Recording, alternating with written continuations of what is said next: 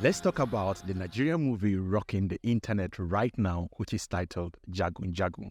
First of all, this is a non-spoiler review, so if you are here to watch this as a substitute to the whole film, I'm sorry to disappoint you, but this is strictly going to be me talking about this film from a much more technical perspective. And I really do suggest that please head to Netflix and watch this movie as your way of contributing to the African movie industry, because that is the only way Femi and all the other people who belong to this production can actually come back and make a part 2, which we are all hoping for. So please do not download this off pirate sites. Make sure to watch it off Netflix so that they can make the needed money to continue to make other great stuff like this for some of us to really watch.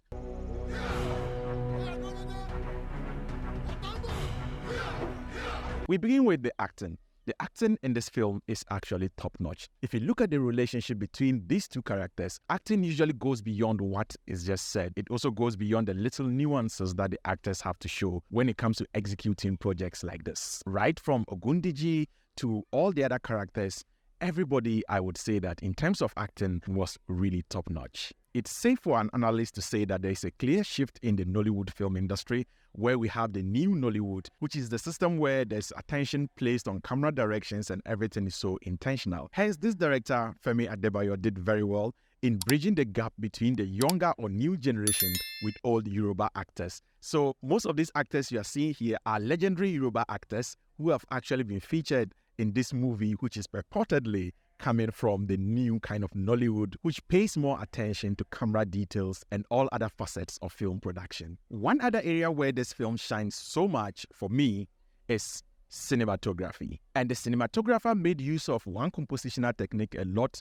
which has to do with leading lines. So for example, if you look at this shot here whilst he's walking to ride the horse, you can see the lines running through all the way to this side. That is actually called leading lines. And if you also look at this scene where they're actually having this conversation, this woman is intentionally placed on this line to actually create emphasis. So you look at the lines here, they are all running towards her. And when your eyes look at this side of the frame, it's all moving towards her. And this is also another major compositional technique that the cinematography uses in this particular film.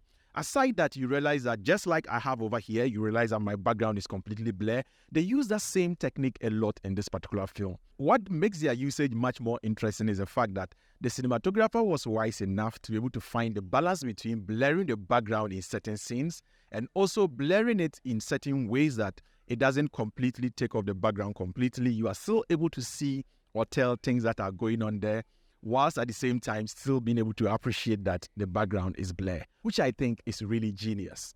Now, the other side of this same cinematography is the fact that they use lots of motivated lighting. So for example, as they are seated here, there's an actual window behind the characters as they sit here and they are having the conversation. So if you look at all the lights hitting their back and from this particular direction, your brain will actually tell you that the lights are coming from the window. But believe you me, the lights were not actually coming from the window. They obviously would have had some lights that are actually lighting from that side. But once you are seeing that particular window there, your brain subconsciously tells you that the lights you see on the person are actually coming from that particular window. And this is one technique that they use in big budget films. And even in some night scenes where they had to use still motivated lighting, in the evening, moonlight tend to have a little bit of a blue tint to it. And if you look here at this particular scene, all the lights coming from the window are intended to mimic that same particular feel of moonlight. And this for me was really genius. So these are the areas where this film shines for me so much. One other unique thing I saw in this film was at this point of the film when the fourth wall was broken. Now, what is the fourth wall? I know some of you who may not know this may be asking. The fourth wall is actually an idea borrowed from the world of theater. This, for example, is a theater stage and this is a proscenium act stage. So when you look into this particular box in front of the stage, that is actually called the proscenium act. And that particular side actually separates the actors on the stage from the auditorium where the people are sitting and watching. Hence, you are watching them inside this, which in modern day might look like your screen or your TV set that you are currently watching this video right now. So constantly, the actors playing on this particular stage and you sitting and watching them, there is no direct relationship between the two of you. You are just sitting down and observing the action going on. However, the actor can decide to ask you a direct question by looking at the audience. So when that thing happens, it means they've broken the fourth wall. So in this case, we as the audience are sitting and watching the screen. So when the fourth wall is broken, the actor looks straight into our eyes and actually addresses us. And that is exactly what is being displayed in this particular scene. And I think it's not something that is so ubiquitous. Hardly do you see that happen in so many movies. So I kind of like the fact that Femi decided to introduce something like this into this particular movie. The other major thing that they did well for this film was the sound score. For me, it wasn't like so grandiose, but it actually was still able to draw you into the mood of the whole film. For example, just listen to this particular soundtrack over here.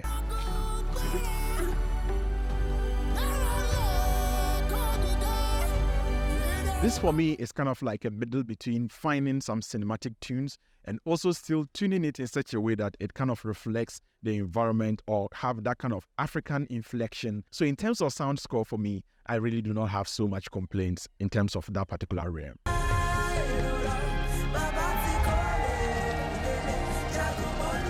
In terms of the story, one other aspect that stood out to me the most for that part is the fact that this guy's relationship with the trees, or their clan and their relationship with the trees. If you travel across the length and breadth of Africa, in as much as there's so much diversity, there is so much similarity in terms of things that most African traditions share in common. Hence, I like the way they decided to play with the whole mythical idea of relationship with the trees and how it relates to the characters. The other thing I like so much over here was the fact that in this beginning, where this guy makes mention of the fact that on his way to the school of warriors, he was hit by a bullet, it's actually reminiscent of the fact that in actual real life, just on the first scene, this guy broke his leg on set.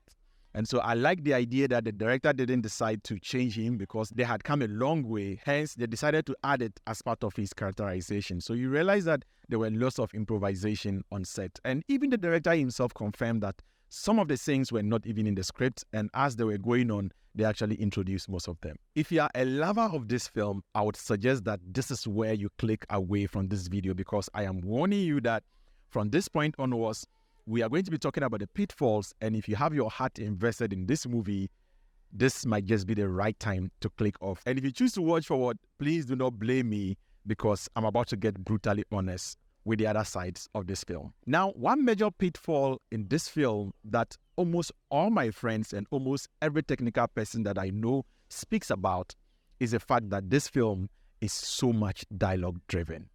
Now, you can argue that typically in African setting, everything is mostly so much dialogue driven. However, in as much as we want to capture the essence of Africa, we must also learn the nuances of the kind of art form that we are using to tell our story. Because in cinema, mostly it's about show but not telling. Do not tell the story. You show the story so that the story is now being told in the head or your mind of your viewer. However, in this film, some of the things that we are supposed to see as audience are simply being told to us, which for me is really boring. So my brother tried watching it. He never was able to finish. He fell asleep. Another friend of mine, Hakeem, tried watching it. He couldn't finish. He slept off. And I have so many people who complained that they couldn't finish watching Jagun Jagun. However, let me also be quick to add that all the people who have had these complaints are technical people who understand some of these things. Because I've also found lots of friends who have no idea about cinema, who have enjoyed this movie so much, and for them, they find it so flawless that they don't even find any mistakes. But for every technical-minded person who knows a little bit of nuances of cinema, the person gets a little bit bored just trying to follow the story because of how everything is simply being told. Still on the fact that everything is being told, in as much as I realized that the director was trying to capture the essence of the Yoruba society where a lot of proverbs are being used, in some cases in this movie, the usage of the proverbs were kind of a little bit out of place in some cases, because characters will say certain things and do not just end there. They go ahead, say another thing, and it just becomes so redundant. Why don't you just go straight to the point instead of sometimes beating so much around the bush and saying the same thing and the action repeats? So it doesn't simply make sense. In the same movie, where they use this thing so judiciously, for example, is talking about the powerful nature of this warrior. Immediately they start to narrate about how this particular guy is powerful. They stop right there and show us a sequence of how powerful the guy is. And I think that is the route that the whole movie should have taken, where we are seeing more of the action than what we are being told. So, for example, we are told that this man is a very wicked man in the whole film, and he's a very fearless warrior, and that is the whole narrative. In the movie, at every point in time, we are constantly being told that he's fearless. Apart from the beginning where he appears to cut off this particular man's hand, we really don't see much action from him again. A clear and best use case for this can be like the American movie 300 Spartans. When you speak about King Leonidas and his 300 Spartans, you are not just being told how powerful they are. You see how powerful they are. So their full power is fully registered in the mind of the viewer. So it's not like you are coming to tell them that this is how powerful the army is, this is what the army can do. But your viewers already know it just by watching exactly what is going on. Do not underestimate your audience. Your audience are more intelligent than you think. Hence, I feel like this movie fell short when it comes to that particular side. Let's talk about the elephant in the room, the sets in this particular production. I mean, the scale of the sets and the way these things are built actually shows that these filmmakers are really serious and they had set out to make a very great film. However, the same fact that these sets are so grandiose and are so nice kind of in a way defeats the purpose a little bit. And it's not just this film. I think even The Woman King actually suffered from a little bit of that same thing. Now, what do I mean? You are coming into people's lives at a certain stage in their life. So their environments are supposed to look very used. But if you look at the way these walls are here, they are too neat. In fact, it's almost like the walls are shouting on us, hey, look, we made this for the film. We had money. We made this. That is good filmmaking, but it isn't great. Great is when it doesn't shout, it's so quiet that it doesn't even draw attention, but it is just there and is doing the right job. And I feel like everything here is so refined. So even if you look at the costumes, even though the costumes are so nice and kind of depict the fact that Africa is a place where there's always a clear explosion of color, which is beautiful, but at the same time, this same thing reflects in most of the costumes that were used in this film. Everything is always so nice to be true. Hence, one way they could have remedied this is after building the sets, leaving them to the mercy of the weather for rain, moisture, and other things to really make the walls look like used, but it kind of feels like they just built the sets and they use them to shoot. So the world was nice, but it was too nice to be true. It is not supposed to be too nice if you really want it to be able to depict the kind of environment that you want. The special effects in this film, even though they've tried, is still way short of being very realistic. For example, in this particular first major action scene in the movie where this guy's hand is cut off, by looking at it, you can simply tell that the color correlation is not really that accurate. And as it's lying down, you can really tell that something is wrong and this hand lying even over there is not the actual thing. However, this is way much of an improvement than what we are used to seeing in the regular Nollywood or regular Nigerian movies. Hence, in as much as I'll say they've done well, there's still so much room for improvement. Apart from the special effects, the visual effects also had a little bit of issues here and there. Now, one visual effect scene that I want to really talk about is this particular scene where the guy is walking into the bush. That is the first time we are showed that he has some relationship with trees. As the tree falls, we have a CG version of the tree. And if you look closely at the textures, you can tell that this is computer generated. But as the conversation keeps going on and the camera is sliding, at this particular point in the conversation, this is an actual tree. And so if you look at the textures again, you can actually tell that at this point, it's an actual tree and not the computer-generated one. And at this particular point in time, when the tree rises up, you can also tell that this is clearly a reversed video. So what they did was that they simply cut a tree and let the tree fall, and they simply reversed it so that it looks like the thing just rose up. And so for me, it kind of was a little bit disjointed. However, they added a little bit of special effects here, which I really think was a little bit genius. So all the leaves that are dropping on him, especially you see the small one that just touches his cheek over here.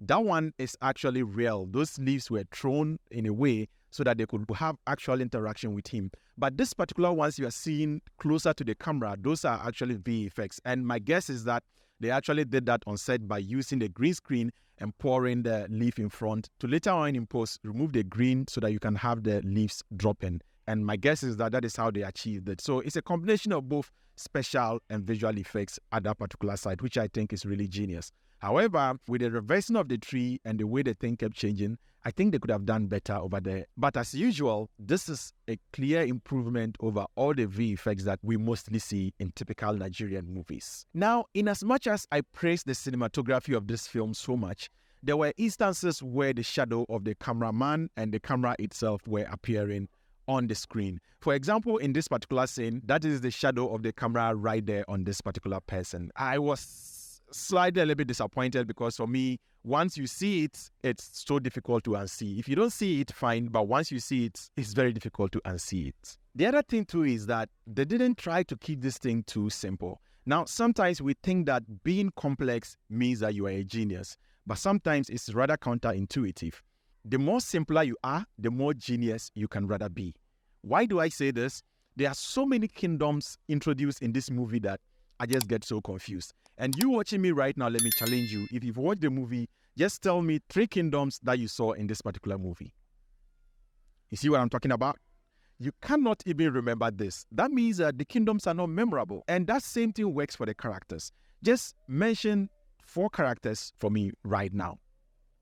You see, you have to scratch your brain to do that. But if you watch a movie where the characters are so memorable and the kingdoms were so memorable, we could remember them very well. So I easily got confused because at every point in time, I felt like a new kingdom was being introduced and I just got so disoriented in the whole system. Mostly in cinema and proper storytelling, to get people to love your characters, you have to show the good side of them so that when they're about to fall, your audience will care for them. And I realized that they tried to do that with this guy who was later on burnt in the movie, where they showed us that he's a very kind guy. And the fact that he took food to these guys and he was later caught. And as his punishment, Ogundiji decided to burn him. And I feel like that was an attempt to let us build some rapport or some empathy towards this particular character so that when he falls, we will care about that particular character. But it was just so scanty, and I felt like they could have explored that thing with most of the characters in the movie so that by the time we are done, we are all rooting for those characters to really succeed because we are really invested in them and we want to actually see them succeed. In fact, we don't even want them to die at all.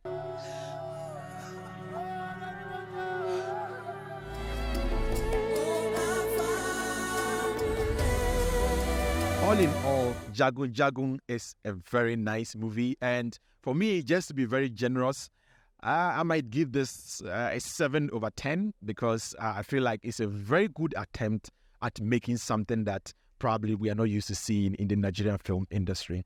Don't get me wrong, with all these things we pointed out, is just to let the producers see things like this and try to improve on their next expedition. And so that is why I didn't just point out things, but I was also giving solutions and also sharing ideas as to ways that we can combat these things moving forward. It's like we saying that, hey, look here, we now have expensive cameras, we now have expensive budget, and this is exactly what we can do.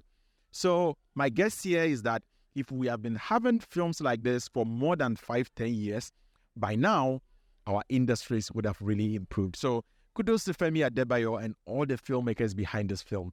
I know this is just the beginning of much more greater things to come. And I really do suggest that please head to Netflix and watch this movie as your way of contributing to the African movie industry, because that is the only way Femi and all the other people who belong to this production can actually come back and make a part 2, which we are all hoping for. So please do not download this off pirate sites. Make sure to watch it off Netflix so that they can make the needed money to continue to make other great stuff like this for some of us to really watch. If this is your first time of seeing my face, this is the African Amaze channel. Over here, I do talk about cinematography, photography, editing, and all its related branches. We also watch movies and talk about other movie industries all across the globe. If all this sounds interesting, I'll do much appreciate it if you do click on the subscribe button. Please make sure to do turn on the post notification bell so you are notified anytime I drop awesome content like this right here from the country of Ghana. Until next time, as always, guys, keep practicing filmmaking. Peace out.